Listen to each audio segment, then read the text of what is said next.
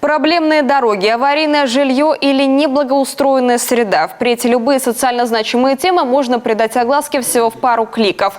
Разработанное партией «Родина» мобильное приложение «Родина решений» создано специально для взаимодействия обычных граждан с представителями общественности.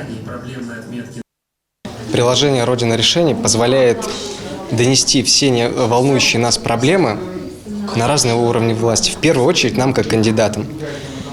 Данное приложение позволит проранжировать проблемные области в нашем городе и придать их общественной огласке для максимально быстрого и эффективного решения.